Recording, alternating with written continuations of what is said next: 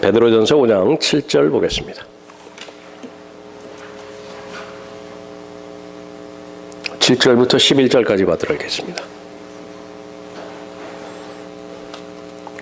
너희의 염려를 다 하나님께 맡기라. 이는 그분께서 너희를 돌보심이니라. 정신을 차리고 깨어있으라. 이는 너희의 대적 마귀가 울부짖는 사자처럼 삼킬 자를 찾아 두루 다니기 때문이니라. 믿음 안에 굳게 서서 그를 대적하라. 이는 세상에 있는 너희 형제들도 동일한 고난을 당하는 줄을 알미니라. 그러나 모든 은혜의 하나님 곧 그리스도 예수로 인하여 그의 영원한 영광으로 우리를 부르신 분께서 너희가 잠깐 고난을 받은 후에 너희를 온전케 하시고 견고케 하시며 힘을 주시고 확고히 하시느니라. 그분께 영광과 권세가 영원 무궁토록 있을지어다. 아멘. 자, 고난이 유익이 되기 위하여라고 하는 제목으로 말씀드리겠습니다.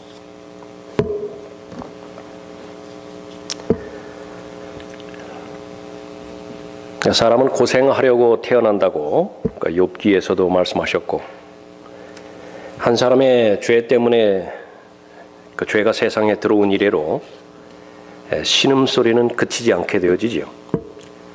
수고하고 무거운 짐진 자들아 다 내게로 오라. 내가 너희를 쉬게 하리라. 쉼을 주리라.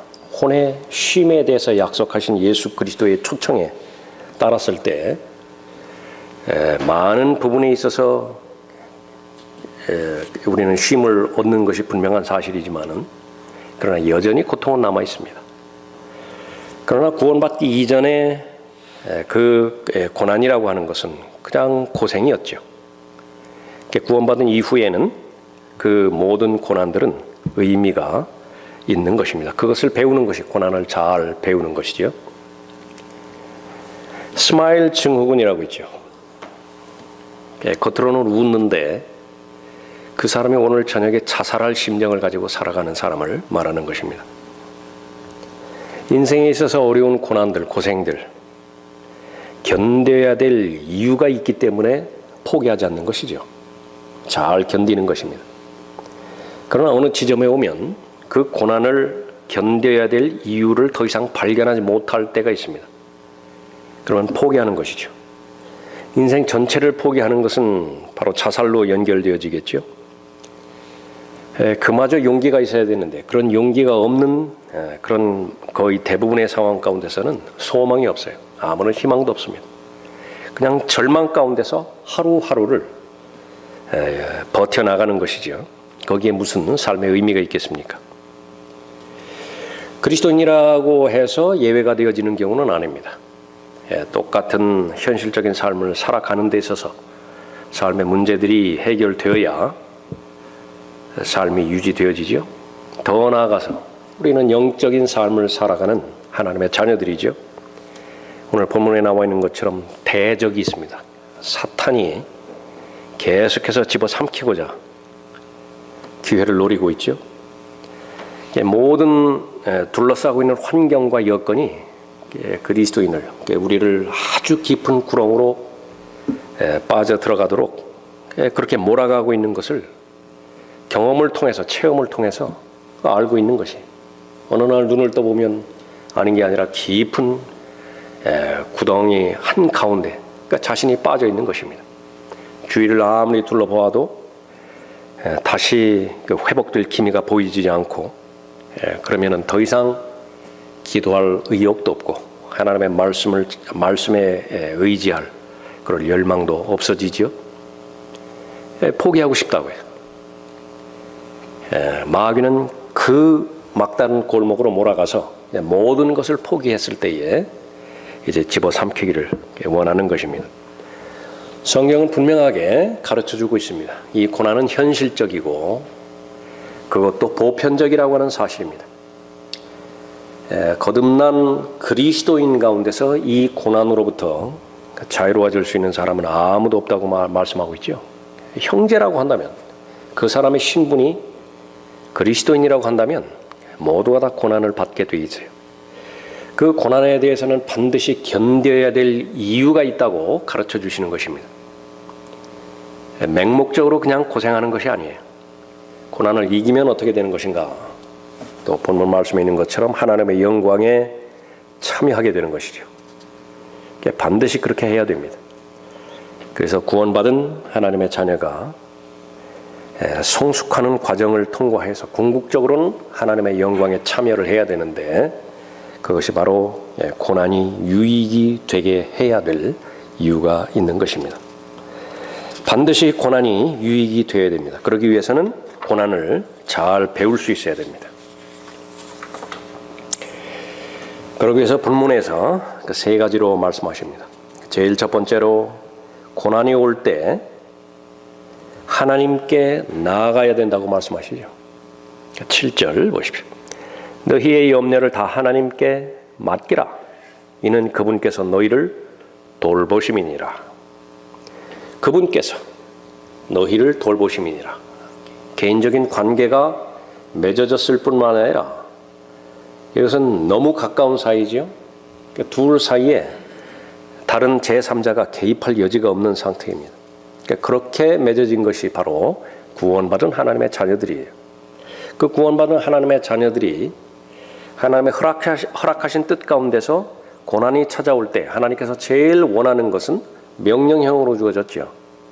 제일 우선적으로 그 고난에 대해서 깊이 생각하기 전에, 그 고난을 어떻게 해결할 것인지 스스로 생각하기 전에, 그 고난에 대해서 이미 경험을 한 다른 형제들에게 가져가기 전에 먼저 즉각적으로 하나님 앞에 나아가라.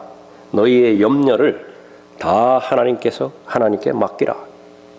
이런 맡기는 과정들을 통해서 하나님에 대한 믿음과 신뢰가 쌓여져 가지요. 그 내용은 무엇입니까? 이는 그분께서 너희를 돌보심이니라. 전적으로 신뢰하는 것입니다. 그분께 아뢰하기만 하면, 그분께 맡기기만 하면 어떤 짐도 다 해결할 것이라고 하는 신념이 있었어요. 제 아는 친척 형 가운데서, 형제 가운데서 허리로 아주 고생하고 있는 형이 있는데 지금은 뭐 어떻게 됐는지 모르겠습니다. 아들을 낳았는데 체중이 많이 나가요. 아버지를 얼마나 좋아했는지 아버지가 퇴근하기를 기다렸다가 책상 위에서 그냥 뛰어내리는 거예요. 가난하기였을 때 무게가 얼마 안 나갔을 때는 받아주는 것이 무슨 일이었겠습니까? 아이는 부쩍부쩍 성장하죠. 그 체중을 감당하기 힘든 상태에서 어느 날 안았더니 즉각적으로 디스크가 걸린 거예요. 그 다음부터는 온 식구가 아버지가 올 때 그 아이를 아버지 눈에서 떼게 하느라고, 그래서 그런 그 에피소드가 또 있었습니다. 아이의 심정이에요. 기뻐서 자기의 몸무게가 얼마가 나가든지 간에 그냥 안기는 거예요. 수고하고 무거운 짐진 자들아, 다 내게로 오라. 예수님은 사람이 아니시기 때문에 감당하지 못할 짐이 없습니다. 감당하지 못할 무게가 없는 것이요. 고난을 당할 때에 이 고난은 당연한 것으로 제일 먼저 내가 인정을 하고, 그 다음에 이 고난을 어떻게 해결할 것인가를 성경에서 가르쳐 주신 대로 나는 순종하면 되는 것입니다. 제일 중요한 것은 기도하는 것이, 올바로 기도하는 것입니다. 고난이 올 때. 그러면 이 고난은 다른 무엇으로도 일구어낼 수 없는 유익을 그리스도인에게 줄 수 있는 것입니다. 너희 가운데 고난받는 자가 있느냐? 왜 없겠어요? 고난받지 않는 자가 도대체 누가 있겠습니까? 내가 거룩하니 너희도 거룩하라. 아버지의 뜻인데, 거룩한 삶을 추구하는 것이 경건한 삶을 추구하는 것이죠. 경건하게 살고자 결심을 했다고 한다면 그 다음에는 반드시 박해가 따라요. 고난이 따르지 않을 리가 없죠. 그런데 왜 이렇게 물어봤겠습니까? 이 고난에 대해서 배우지를 못해요. 이 고난이 반드시 유익이 되게 해야 되는데 계속 고난이 그냥 고생으로 그치고 말아요. 안타깝죠? 물어보는 것입니다. 너희 가운데 고난받는 자가 있느냐? 기도하라. 그는 기도할 것이요 즐거워하는 자가 있느냐? 그는 시로 노래할지니라. 그리스도는 기도의 사람이지만은요, 기도를 멈추게 하는 위험스러운 그런 요인들 가운데 하나가 고난의 때입니다. 그 전에는 잘 기도를 해요. 그러다가 위기 상황에 닥치면 다급해지지요. 다급해지면 사람은 유약하기 때문에 두려움으로 휩싸여 버린다고요. 그럼 두려움으로 휩싸인 사람은 피하기 급급해요. 어디에 도망갈 것이 없는 것이라 급급하죠. 그렇기 때문에 하나님의 말씀 가운데서 배우라고 말씀하는 것입니다. 이 올바른 기도를 드리지 못하고 이 고난을 하나님께서 원하시는 방법대로 잘 통과하지 못하면 오히려 하나님에 대해서 원망하기 시작되어집니다. 이스라엘 민족이 하나님 앞에 간구를 드렸죠. 도움을 요청했었죠. 하나님께서 응답하셨어요. 홍해까지 열어주셨죠. 길을 건너왔어요. 어려움이 없어진 것인가? 그렇지 않습니다. 앞으로 어려움이 다가올 텐데 그 앞으로 다가올 어려움은 더 위협하는 어려움이에요. 정도가 더 심해지는 것이에요. 기도할 때마다 더 강한 민족으로 나아갈 수 있었지만요, 거의 대부분은 기도에 실패해버렸어요. 기도에 실패해버리니까 지금까지 인도해 주신 하나님의 섭리에 대해서 불신하게 됐죠. 더 넘어서서 원망하게 되어졌죠. 급기야는 아론이라고 하는 사람은 지도자급인데 다시 우상을 만들어가지고 이집트로 돌아가고자 말도 되지도 않는 그런 그 짓들을 행하지 않습니까? 여전히 가능한 거예요. 여전히 하나님을 잘 믿는다고 하는 사람들, 그 사람이 찬양을 잘하고 경배를 잘 드리고 그 사람이 얼마만큼 경건한 모습을 갖추었는 것인가, 그것은 반드시 검증을 받아야 되는데 그 검증의 때는 언제인가? 고난받는 때예요. 하나님께서 그 고난을 허락해 주실 때에 하나님께서 원하시는 기도를 할 수 있는 것인가? 주님께 모든 것을 맡겨서 주님께서 걱정하시도록 하는 것, 그것이 우리의 믿음입니다. 아무것도 염려하지 말고 다만 모든 일에 기도와 간구로 너희의 구하는 것들을 감사함으로 하나님께 알려지게 하라. 있는 그대로만 하면 돼요. 그런데 염려가 다가올 때, 해결해야 될 일이 다가올 때에 자기 생각으로 돌리기 바쁩니다. 하나님께서는 그렇게 하라고 말씀하지 않으세요. 우선적으로 있는 그대로를 하나님 앞에 가지고 와서 그 상태를 보고 하라고 해요. 지금 전시 중에 보초를 쓰고 있는 이 보초가요, 적진의 움직임을 간파를 했습니다. 있는 그대로 먼저 보고를 하는 거예요. 있는 보고를. 그럼 뒤에서 알아서 다 지원을 하는 것이죠. 그리하면 모든 지각을 초월하시는 하나님의 평강이 그리스도 예수 안에서 너희의 마음과 생각을 지키시리라. 이것이 순서임에도 불구하고 내 마음과 내 생각을 내가 지키겠다고 우선 대들었을 때에 지각을 초월하시는 하나님의 평강이 간섭할 여유가 없어요. 시편 55편 22절에서 너희 짐을 주께 맡기라. 그리하면 그가 너를 붙드시고 의인이 흔들리는 것을 결코 허락하지 아니하시리라. 궁극적으로 고난을 허락하신 목적 가운데 하나는 흔들리지 않는 믿음을 소유하게 하기 위함입니다. 은혜의 하나님께서 성도들의 고난의 과정을 통해서 성도들을 연단시키지요. 그러면 더 이상 흔들리지 않게 만드는 것입니다. 견고하게 만들려는 거예요. 그런데 그러한 성숙과 성장의 과정에 있어서는 반드시 하나님께서 필수 요인으로 고난을 아시는 것이에요. 고난을 배우지 못한다고 한다면 영원히 온실 속의 화초 가운데 머물러 있는 것입니다. 언제까지 보장이 되어 있을 거예요? 온실이 언제까지 보장이 되어 있는 거예요? 우리의 삶은 나그네의 삶이고 타국인의 삶이라고 말씀하셨고, 언제든지 바다의 파도를 대비해야 되고 또 광야의 태풍을 대비해야 되는 그런 삶인데, 겨우겨우 땅 밑에 뿌리를 어설프게 내린 그런 상태에서 바람 아닌 바람만 불어도 휙 뽑혀가지고 그냥 거기서 다 주저앉아 버린다고 한다면 하나님께서 받을 영광이 없겠죠? 기도의 우선순위를 확립하고 있을 때 이것이 가능합니다. 이론적으로는 모르는 사람이 어디 있어요? 고난이 올 때 하나님 앞에 기도하면 된다고. 안 되지요.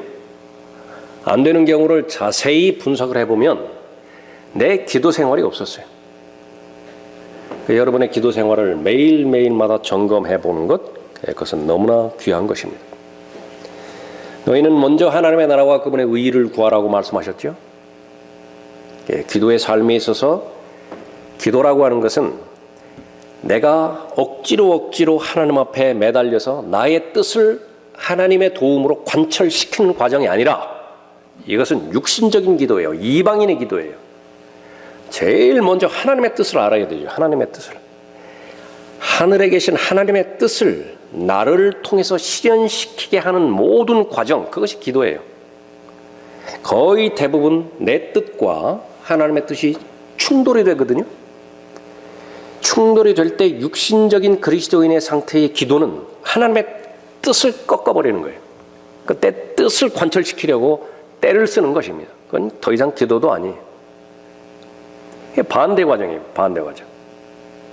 그래서 하나님의 뜻을 알기 위해서는 하나님의 말씀을 부지런히 공부해야 되죠. 그래야 하나님의 뜻을 알 거 아니겠어요. 하나님의 뜻을 알기 위해서는 성령을 슬프게 해서는 안 되죠. 성령을 소멸케 해서는 안 되죠. 그분께서 직접 하나님의 뜻을 가르쳐 주시는 선생님이시니까 그렇잖아요. 그래서 하나님 보시기에 좋은 일들, 선한 일들이 늘 발견될 수 있어야 된다고. 늘 배우고자 하는 마음이 준비가 되어 있어야 되고 가르쳐 주시면 듣겠습니다. 순종하겠습니다. 그 말이죠. 그 마음과 자세가 잘 준비가 되었다고 한다면 그 사람은 언제든지 하나님의 말씀에 근거해서 기도할 수 있는 사람이라. 예수 그리스도 이 재림보다 더 긴급한 기도 제목은 없다고 말했죠. 우리 모일 때마다 대표 기도한다. 하나님의 말씀을 잘 듣고 이런 기도 모임이라든지 아니면 경배 모임을 통해서 그 결과 뭐라고요? 다시 오실 예수 그리스도를 더 견고하게 기다릴 수 있는 소망이 견고해질 수 있도록 기도하잖아요. 그건 거의 빼먹지 않는 기도죠. 예. 구령을 위해서 기도하고 또 주님 오셔서 저희를 데려가실 그때까지 각자에게 맡겨주신 일들이 있잖아요. 맡겨진 일들을 잘 감당하기 위해서 더욱더 하나님 사랑하고 그 사랑하게 된 그 열정의 결과로서 맡겨주신 일을 잘 감당할 수 있더라고요. 그것이 전체 대표의 기도일 뿐만 아니라 개인의 확신의 기도로 다 자리 잡혔을 때에 어떤 고난이 오든지 쉽게 그것을 하나님 앞에 보고해 드릴 수 있어요. 알려드릴 수 있다. 중보기도하라고 말씀하셨죠. 교회는 또 이 지상에서 하나님의 영광을 드러내는 그런 교회이기 때문에 교회를 위해서 기도한다. 말씀을 가르치고 전달하는 교회 지도자들, 목자를 위해서 기도하고요. 다른 지체들을 위해서 중보기도하고. 그런 기도 생활이 견고하게 잘 자리 잡혔을 때에 나에게 예상치 못한 어려움이 왔다. 왜 보고하지 못하시겠어요? 그러나 그런 기도의 그 근간이 흔들려 버리거나 거의 없을 때는요, 고난에 와도 기도할 이 영적인 상태가 준비가 되어 있지 않은. 그러나 성경은 분명하게 언급하고 있습니다. 고난이 유익이 돼요. 고난은 반드시 유익이 돼야 된다. 그러기 위해서는 고난을 잘 배워야 되죠. 배우기 위해서는 제일 먼저 고난이 올 때 하나님 앞에 나아가서 모든 것들을 아뢰을 수 있어야 된다 말씀하십니다. 두 번째로 고난이 유익이 되기 위해서 고난을 잘 배워야 되는데, 고난이 올 때 도망가지 말아야 돼요. 8절 보십시오. 정신을 차리고 깨어있으라. 이는 너희의 대적 마귀가 울부짖는 사자처럼 삼킬 자를 찾아 두루 다니기 때문이니라. 믿음 안에 굳게 서서 그를 대적하라. 이는 세상에 있는 너희 형제들도 동일한 고난을 당하는 줄을 알민이라 그랬죠. 이건 다 아는 사실이에요. 그런데 현실적으로 이 고난이 유익이 되지 못하도록 방해하는 제일 커다란 현실 가운데 하나는 맞서지 않아요. 도망가 버리는 거예요. 회피해 버리는 거예요. 왜 그러냐면 무섭기 때문에 그래요. 두렵기 때문에 그렇습니다. 이것은 또 하나의 게으름의 한 영역이에요. 하나님께서는 부지런한 그리스도인들을 좋아하시죠. 게으른 사람은 싫어하신다. 한 달란트를 맡겼는데 그 부분으로부터 아무 일도 하지 않은 것이 발견되어졌을 때에 그 사람에 대해서 제일 먼저 하신 말씀은 악한 사람이라고 말하는 거예요. 게으름은 두 번째예요. 그럼 왜 그런 것인가? 이 게으름의 영역 가운데서는 하나님을 신뢰하는 믿음이 없거든요.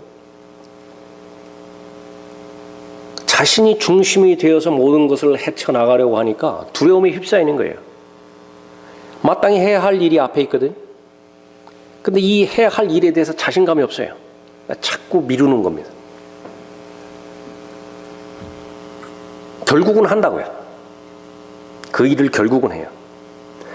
그러니까 똑같은 일을 한다 하더라도 뭐 그 사람이 사업을 하건 뭐 직장을 다니건 학생이건 두 부류로 나눠져요. 결국은 하기는 하는데 제일 마지막에 쫓기다가 하는 그런 경우가 있고요.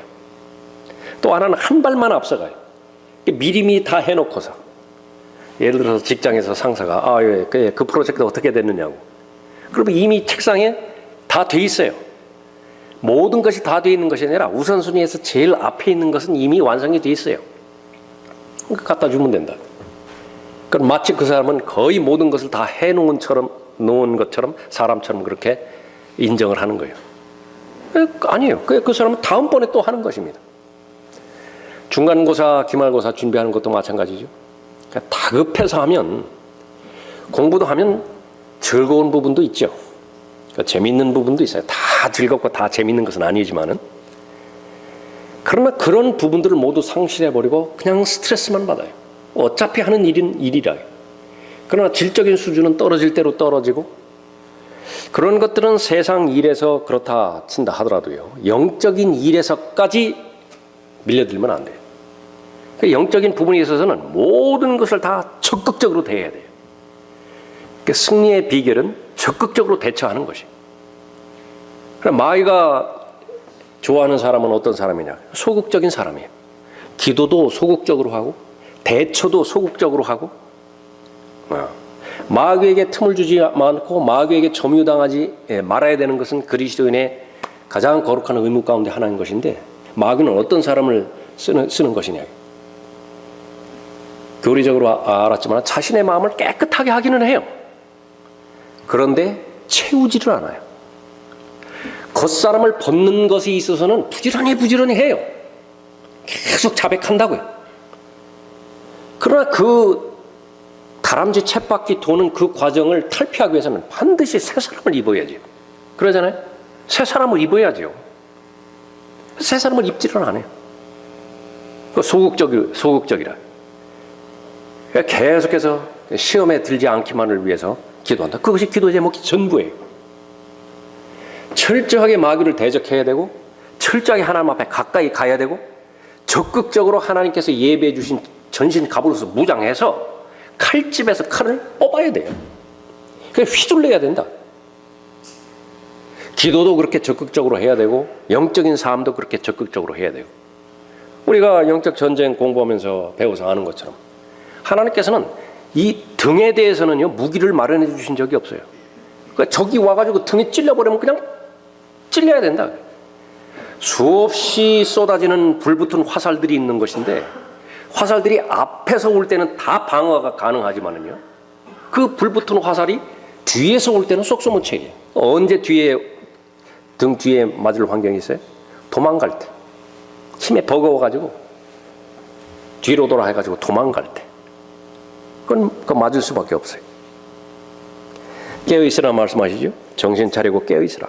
이는 너희의 대적 마귀가 울부짖는 사자처럼 삼킬 자를 찾아 두루 다니기 때문이라. 믿음 안에 굳게 서서 그를 대적하라. 이는 세상에 있는 너희 형제들도 동일한 고난을 당하는 줄을 알미니라. 김정은하고 트럼프하고 회담을 했는데 거의 대부분의 그 평가는 실망이죠. 이제는 절실하게 깨달았을 거예요. 뭐냐? 자기 국가는 자기가 지켜야 돼요. 지금까지 미국의 핵 우산에 그 빌붙어가지고 국방을 미국에 그 신뢰했다고 한다면 이제부터는 어림없어요. 북한도 자기 살기 바쁘고요. 미국도 자기 살기 바쁘다. 언제까지 영원한 동맹 그런 거 없어요. 얼마나 가치 있는 숭고한 피를 흘려서 얻은 자유예요. 우리가 지금 자유롭게 활동하는 거, 이것은 최고의 가치입니다. 그런데 인류의 제일 첫 번째 가는 자산이라고 공공연하게 이야기하고 있다. 그런데 그 자유는 값없이 주어진 것이 아니고 값없이 계속 유지되는 것도 아니에요. 그 귀한 자유를 계속해서 지키기 위해서는 평생 경계해야 돼. 죽을 때까지 경계해야 된다. 하물며 영적인 자유겠어요? 예수 그리스도의 보혈을 통해서 우리에게 자유를 주셨잖아요. 자유인이라고, 자유인. 어떤 상태이든지 하나님께서는 우리를 보고 자유인이라고 불러주셨다. 그 자유를 남용함으로 인해서 다시 종노릇하지 말라라고 하는 것이 왜 성숙해야 되는 것인가, 성장해야 되는 것인가, 영적 전쟁에서 승리해야 되는 것인가 주제 아니에요. 근데 현실적으로 보면 거의 대부분의 사람들은 자유가 없어요. 자유롭게 하나님을 섬기고 자유롭게 하나님을 경배하고 자유롭게 하나님께서 맡겨주신 일들을 기꺼이 자원하는 마음으로 하는 그러한 진정한 영적인 자유가 발견되지 않아요. 모두가 다 수동적이고 의무적이고 짐스러워하고. 왜 그런 것인가? 경계에 게을리해 버렸어요. 지갑에 돈 잃어버리는 것에 대한 정신 차리고 지갑 없어져 버리면 화들짝 놀라고 그러지만은요, 영적인 자산, 영적인 보고, 예수 그리스도 안에 모든 것이 다 들어있는 것인데 그것을 마귀가 훔쳐가고 빼앗아가는 그런 부분에서는 두 눈 뜨고 당하는 거예요. 별 경계심도 갖지도 않는다. 왜 그런 것인가? 고난이 유익이 안 돼요. 그냥 그 자리에서 맴돌기 때문에 그런 것입니다. 그러나 고난은 반드시 그리스도인에게 유익이 돼야 돼요. 그러기 위해서는 고난이 올 때 그것을 적극적으로 성경에서 하라는 대로 대처를 해야 됩니다. 도망가면 안 돼요. 피해서는 안 되는 것입니다. 바울에게 가시를 허락해 주셨죠. 왜 그런 것이냐? 하나님께서 간섭하지 않으면 얼마든지 자기중심적으로 될 사람이에요. 바울은 열이면 10번 고백할 거예요. 저는 절대로 그렇게 되지 않을 겁니다. 다른 사람이 그렇게 된다 하더라도 저는 절대로 자기중심적으로 되지 않을 것입니다. 바울보다 더 바울을 잘 아시는 분이 하나님이시거든요. 그러니까 바울을 보호하기 위해서 고난을 허락하신 것이죠. 그것을 잘 받아들이고 그 고난을 잘 배우면 궁극적으로 모든 고난이 내게 유익이 되었다고 바울이 고백하는 그런 고백이 되지만은요, 그것을 잘 배우지 못한다고 한다면 그것은 아주 쓴뿌리로 작용하게 되는 것입니다. 더욱더 자기중심적이 돼서 사람들 앞에서는 그런 사람을 보이면 안 되지요. 그러니까 가면이라고 하는 가면은 온통 다 동원해서 다 쓰는 거예요. 위장한다 그래요. 경건하게 보여야 되고 거룩하게 보여야 되고 열정을 보여야 되고 나름대로 증거를 만들어서 꾸준히 제시해야 된다. 왜 그 성경에서 그렇게 바리새인에 대해서 많이 경고를 하고 바리새인들을 보고 위선자라고 말하고 심지어는 뱀들의 독사들의 세대라고까지 그렇게 언급을 했잖아요. 자신만 더러워지는 것이 아니라 수없이 많은 사람들을 미혹해서 구덩이에 빠뜨리기 때문에 그런 거예요. 어떤 사람이 그렇게 될 수 있는 것인가? 고난을 잘못 배우면 그렇게 돼요. 위선을 떨게 되는 것입니다. 그 사람이 집에 들어가서 자기 방에 혼자 앉았다고 한번 생각을 해보세요. 길거리에 서서 사람들이 보는 앞에서 두 손을 들고 기도하는 사람, 그렇게 하나님의 말씀을 인용하면서 그렇게 하던 사람이 자기 방에 있어서 아무도 보는 사람이 없다. 그때 실체가 드러나게 되어지죠. 홀로 있을 때 산산조각이 나버리는 거예요. 죽고 싶은 거예요. 그 영적 파산입니다. 마귀는 그걸 노리는 거예요. 그러니까 우리도 그 체크 포인트 가운데 하나가 그 부분입니다. 교회 생활할 때에 나 자신은 힘을 얻죠. 얼마나 많은 동기부여를 해요. 우리가 들림마다 올라갈 때까지 2사람이 만나고 3사람이 만나고 그런 모임은 절대적입니다. 그러니까 그런 그 동기가 있어야 내가 매일매일마다 혼자 생활할 때도 그것이 동기부여가 되어지잖아요. 그런데 이런 모임에서의 나와는 다르게 혼자 있을 때 나가 영 다른 사람이다. 그것도 초신자 때는 그 과정을 누구나가 겪으니까 그 과정을 겪지 않는 사람이 어디 있겠어요. 그러나 점점 좁혀나가겠죠. 그래서 어디 있든지 나는 나예요. 일요일에도 나는 나고 토요일 오후에도 나는 나고 수요일 저녁에도 나는 나예요. 그 일관성 있게 그 정체성이 인식되어지는 때가 바로 이제 성인으로 성장할 때이죠. 그런 시간이 많이 지났음에도 불구하고 계속 이중적인 생활이 나한테 발견이 되어진다. 그럼 아직까지도 성숙의 단계와 성장의 단계에서 멀어지는 때입니다. 자기중심적이 강하다. 뭔가가 잘못됐겠죠? 기도해야 되는 거예요. 어디가 잘못됐습니까? 내주하시는 성령께서 반드시 가르쳐 주시는 것입니다. 삼킬 자를 찾아 두루 다니기 때문이라. 이미 먹혔는데 자신이 먹힌지를 모르는 것이 거의 대부분이에요. 그리스도의 심판석에서 결산해 봤을 때 이렇게나 많은 은사들을 나한테 주셨습니까? 그때 화들짝 놀랄 사람들이 수도 없이 많을 것이다. 일일이 다 재워놓고 그냥 썩혀놓고 있는 거예요. 그냥 우연으로 알고 그냥 넘어갔던 그런 부분들이 하나님의 세밀하신 섭리 가운데서 문 열어주셨던 기회였음을 그때서야 비로소 처음으로 깨닫는 그리스도인이라고 하는 사람들이 너무나 많을 것이다. 성경에서 멀어졌고 기도의 재단에서 멀어졌고 계속해서 관심 있는 것은 자기 본의족에 대해서 자기중심적에 대해서 내 뜻을 어떻게 하면 실현시킬 것이냐, 내 욕심과 욕망을 어떻게 하면 기도라고 하는 과정을 통해서 또 종교라고 하는 그런 과정을 통해서 어떻게 실현시킬 것이냐, 어떻게 하나님으로부터 받아낼 것이냐, 거기에만 매달려 있었기 때문에 아무것도 배우지 못했던 것이죠. 그러나 마귀는 성경에 의하면 부지런히 돌아다니는 거예요. 삼킬 자를 발견하기 위해서. 그러면 삼킬 자의 가장 좋은 대상은 누굽니까? 본문 말씀에 의하면 정신 차리지 않는 사람이에요. 깨어있어야 되는데 지금 깨어있지를 못해요.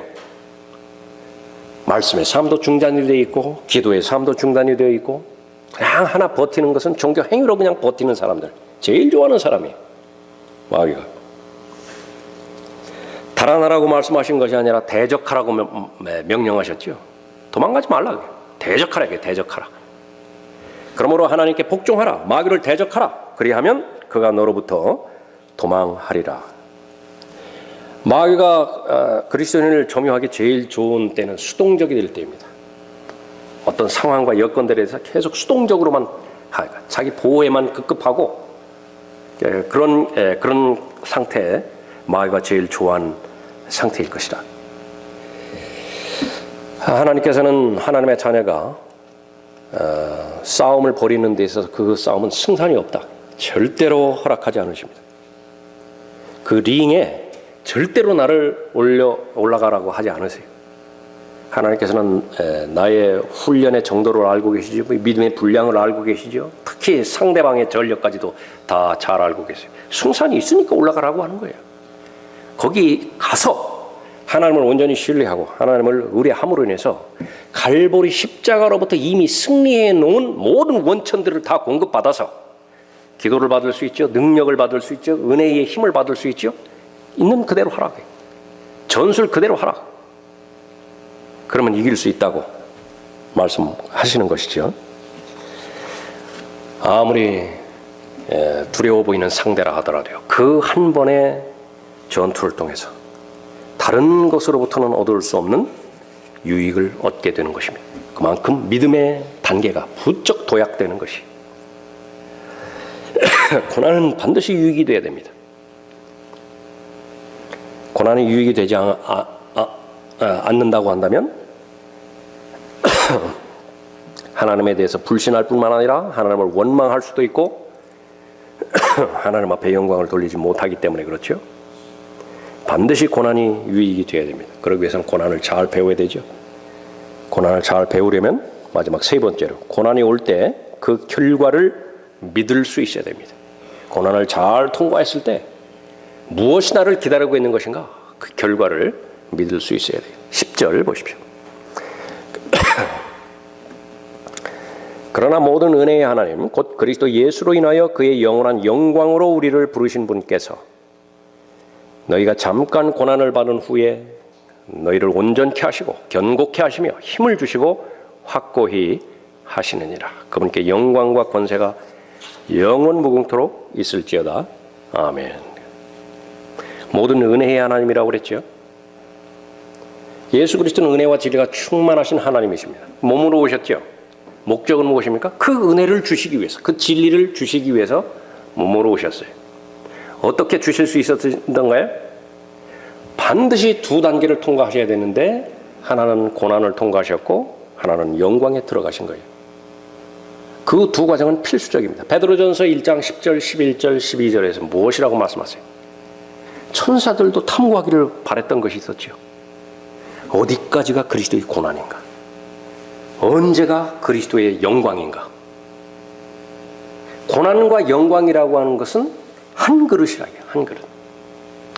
로마서 8장 32절 이후에 봤더니 그리스도는 모두 하나님의 자녀들은 상속자라고 말씀하셨죠. 상속자예요. 상속을 받는 대상이라. 하나님의 영광에 참여하기도 하고 그리스도의 고난에도 참여하죠. 그래서 공동 상속자가 된다 말씀하셨습니다. 성경은 그 두 가지를 제시하는 것입니다. 계시하는 거예요. 예수 그리스도께서 얼마만큼 고난 받으셨는가? 그 고난에 대해서 얼마만큼 미리 예언하셨고 예언하신 그 부분들을 문자적으로 하나도 예외 없이 다 성취하셔서 다 이루었다 말씀하실 때에 하나님께서 높여주시는 그 영광에 들어가신 것이죠. 하나님의 보좌 오른편에 앉으셨잖아요. 나머지 부분들은 또 무엇입니까? 우리가 지금 오늘부로 베드로전서를 이제 마치지만은요. 고난에 관련된 교리예요. 우리는 하나님의 본성에 이미 참여한 자이잖아요. 하나님의 성품에 이미 참여한 그리스도인이라고. 그 결과는 하나님의 영광에도 참여할 약속이 주어졌어요. 그 하나님의 영광에 참여하기 위해서는 주어지는 고난을 어떻게 잘 대처하고 반응하고 어떻게 잘 배우고 통과해서 하나님께서 원하시는 것처럼 그 하나님께서 주시고자 예비해 주신 은혜로까지 연결시킬 수 있는 것이냐, 이것을 배워야 된다. 그러나 모든 은혜의 하나님 곧 그리스도 예수로 인하여 그의 영원한 영광으로 우리를 부르신 분께서 어디로 부르셨다고요? 영광으로 부르신 거예요. 목적지는 영광인데 그 과정 가다 보니까 고난의 골짜기가 있죠. 피하면 안 돼요. 도망가면 안 돼요. 포기하고 뒤돌아서서 다시 왔던 길로 되돌아가서도 안 돼요. 그것은 반드시 통과 가능한 길입니다. 너희가 잠깐 고난을 받은 후에 믿을 수 있어야 돼요. 어떤 그리스도인이 간증을 쓴 것을 보았는데 세 가지 기도를 했는데요. 그 가운데 하나는 1시간만이라도 아프지 않고 공부를 했으면 좋겠습니다. 저한테 아주 도전이 됐어요. 조금만 두통이 와도 책 보는 거 그냥 포기해버리고 그러는 것이 그냥 일상적인 일인데 그 사람의 경우에는 그 고통이 지속적으로 오는 거예요. 그러면서도 해야 할 일들을 해야 되기 때문에. 그런데 이제 기도하는 거예요. 몸에 고통 없이 1시간이나라도 공부할 수 있게 해주십시오. 하나님 보시기에 그 사람에게도 분명하게 말씀하십니다. 그 잠깐이라고. 우리 믿을 수 있어야 됩니다. 인생 가운데서 내게 닥친 지금 현실적으로 닥친 이 어려움, 이것은 끝이 나지 않을 것이다. 그런 감정과 느낌에 휩싸인다 하더라도 믿을 것이 못 되죠. 그 감정이라는 것은 믿음의 대상이 안 되니까 믿음의 대상인 말씀으로 돌아가는 것이 잠깐이라고 말씀하셨어요. 또 뒤돌아보니까 잠깐이었지 않았어요? 그러니까 앞으로도 마찬가지일 것입니다. 앞으로 다가오는 고난과 고난의 강도, 그것은 더 셀지 몰라요. 더 길지 몰라요. 그러나 하나님의 말씀에 의하면 감당하지 못할 시험은 허락하지 않으실 것이고, 그렇게 하나님께서 허락하신 싸움이라고 한다면 그건 잠깐이면 끝나요. 그 뒤에는 무엇이 기다리고 있다고요? 너희를 온전케 하시고 견고케 하시며 힘을 주시고 확고히 하시느니라. 그분께 영광과 권세가 영원토록 있을지어다 말씀하십니다. 그리스도인 모두는 하나님의 영광을 위해서 살아야 되는 의무가 있는 사람이지요. 고난에 달려 있습니다. 과연 고난을 잘 배워서 유익이 되게 할 것인가? 그럼 하나님의 영광을 위해서 사는 거예요. 그러나 고난에 대해서 아무것도 배우지 못했다. 그냥 고생으로 끝나는 것입니다. 아쉽죠? 내 은혜가 내게 충분하도다. 하나님께서 바울에게 말씀하셨던 것입니다. 바울에게 뿐이겠습니까? 모든 그리스도인에게 내 은혜가 내게 충분하도다 말씀하십니다. 고난을 허락하신 이유는 무엇입니까? 주시기 위해서요. 주고 싶어 하신다고요. 세상적인 그 부분도 있어서도 필요한 것이 없을 때 얼마나 불편해요.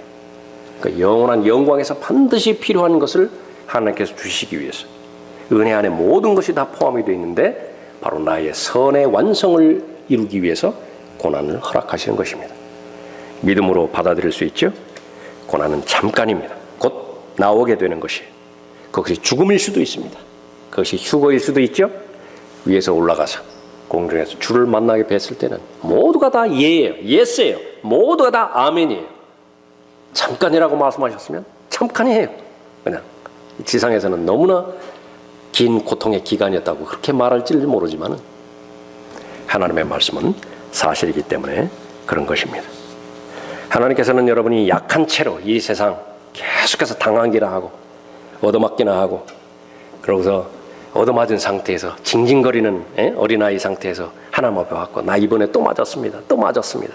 그러니까 그런 것만 하나님 앞에 말씀드리는 것을 듣고 싶어 하지는 않으세요. 그럴 때는 그럴 때가 있었다고요. 그러나 이제 됐다고 한다면 더 강건해져서 그 옆에 동생들도 책임질 수 있고요. 감히 찝쩍거리고 올라가는데 감히 저 형이 있기 때문에 건드리지 못하는 그런 역량 있는 진리 기둥과 터전들이 되기를 원하시겠죠? 그러나 다시 한번 하나님께서 허락하신 이 고난에 대한 교리 잘 여러분의 마음 가운데 품고 잘 배우시고 잘 실행하고 실천함으로 인해서 다른 것으로부터도 잘 배우지만 고난의 과정을 통해서 잘 배움으로 해서 하나님께서 약속하시는 것처럼 어떤 부분에 있어도 흔들리지 않고 강건하고 견고한 하나님의 자녀들이 되기를 바랍니다.